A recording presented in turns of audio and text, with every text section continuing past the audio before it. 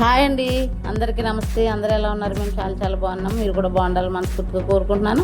అయితే ఈరోజు వ్లాగ్ ఏంటంటే మా పెద్దక్క వాళ్ళ ఇంటి దగ్గర థ్యాంక్స్ గివింగ్ ప్రేయర్ అయితే జరిగింది. వాళ్ళు అనుకున్నవన్నీ నెరవేరినందుకు వాళ్ళు కృతజ్ఞతగా ప్రార్థన అయితే పెట్టుకున్నారు. ఆ ప్రార్థన వ్లాగ్ అయితే చేస్తున్నాను. మరి మీరు అందరూ స్కిప్ చేయకుండా చూసి లైక్ చేసి, షేర్ చేసి, సబ్స్క్రైబ్ చేయండి.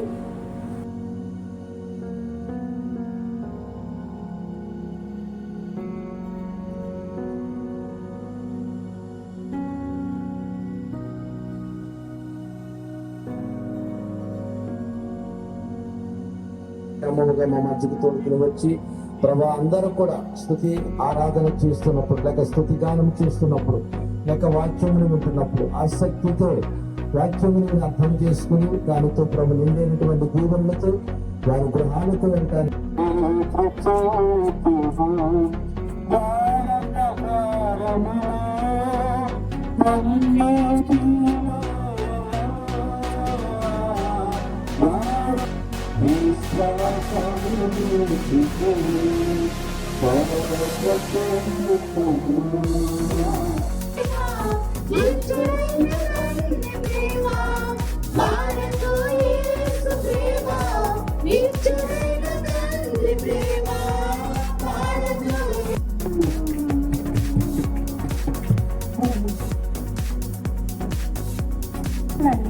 మీకు సంభవించిన తరువాత మీకు బాధ కలిగినప్పుడు అంత్యదినములను నీవు మీ దేవుడైన యెహోవాకు తిరిగి ఆయన మాటలు వినే ఎడల మీ దేవుడైన యెహోవా కనికరముగల దేవుడు కనుక మేము స్వయంవాడు నేను నాశనం చేయడు. తాను ఈ పితరులతో ప్రమాణం చేసిన నిబంధనను మర్చిపోడు. దేవుడి వాక్యం తెలుసుకుని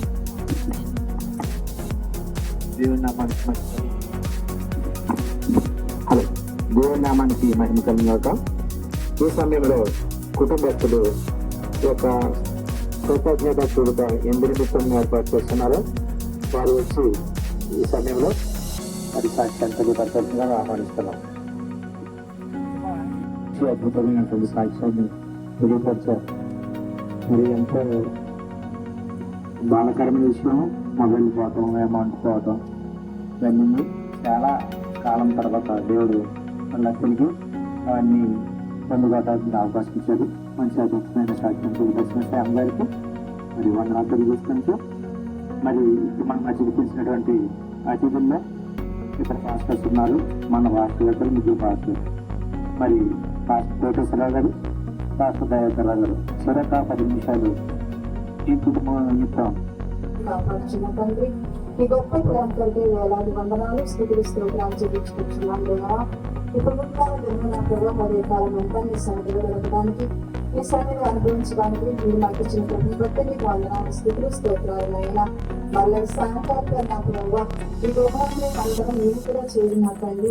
మీరు స్థుతించడానికి, మీరు కట్టించడానికి, మీరు చూపించడానికి ప్రభావ ఈ పుస్తకాన్ని పెట్టండి ప్రభావ మీరు ప్రార్థించడానికి అయినా నేను కట్టించే విలువైన సమయం బట్టి పొలం బట్టి అయినా ఈ వేలాది వందనాలు స్థితిని స్తోత్రాలు చెల్లించి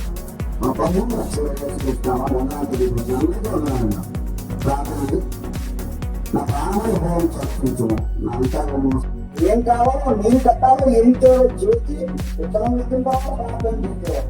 అదేవిధంగా ఇతర ఎన్నికల్లో మధ్యాహ్న కాలంలో ప్రార్థన చేస్తారు. ఇప్పుడు మనందరూ కూడా కలిగి చేసి దీనికి ఆశీర్వదించడం కాక ఆమెను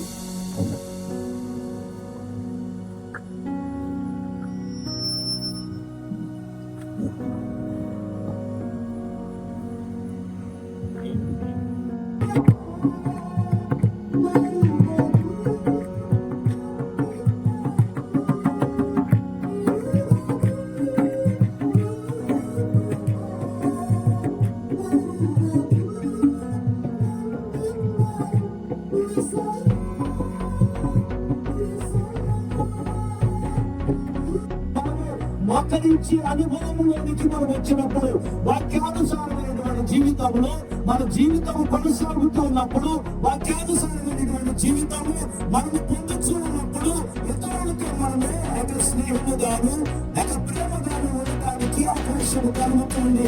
అయితే దేవుని స్వరూపము మనలో ఉన్నప్పుడు మనం శ్రమలు కలిగిన శోధనలు కలిగినప్పుడు కూడా దేవుని సన్నిధిలో నిలిచి ప్రార్థన అని నమ్మగల దేవుడు. అందరి పట్ల కనికరం గల దేవుడు. దేవుని స్తోత్రం.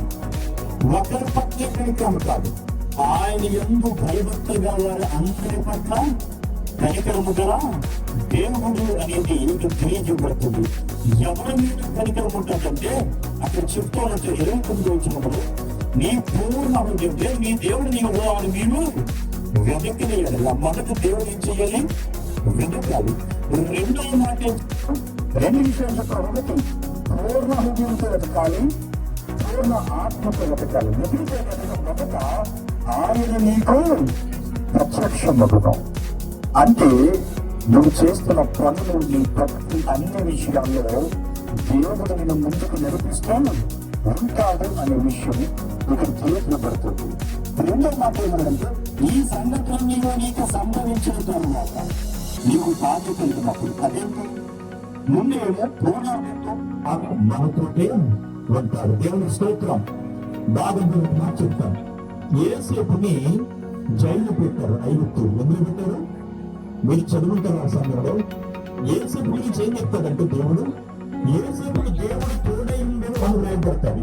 ఏముంది అంటే ఇప్పుడు యేసేపు జైలు ఉన్నాడు, దేవుడు ఎక్కడ సంగతి? యేసేపుతో పాటు జైలు ఉంటాడు. కానీ తల్లిదండ్రులు లోబడి ఆయన వారి విద్యాభ్యాసాలు ముందుకు కొనసాగే మనసునిచ్చాడు. దానికి మించిన ఆయన యవన కాలం బిడ్డలకి ఉద్యోగం నుంచి తృప్తిపరిచావయ్యా. వందనాలు. ఎత్తనంగా నీ బిడ్డలు కనపరిచే దేవుడు. ఇప్పుడు ఆయన ఉద్యోగాలు మీరు ఆస్వాదించా, ఇంకా నువ్వు ఉన్నతమైన స్థానానికి మీరు నడిపించండి. ఆయనకు ఎంప్రెస్ చెప్తా అయ్యా, నిమగ్నమే ఉండి మనసు దయచే, డెడికేషన్ తో జాబ్ లో ముందు కొనసాగించచ్చు. దానిని బట్టి అయా వారి యొక్క యాజమాన్యం గుర్తించాలి. ఉన్నతమైన స్థానానికి ఎగదాకాలయ్యా. కలిగారు ఆయన మరి మార్గంగా ఉన్నట్టు నాయకులు ప్రారంభిస్తూ అయ్యా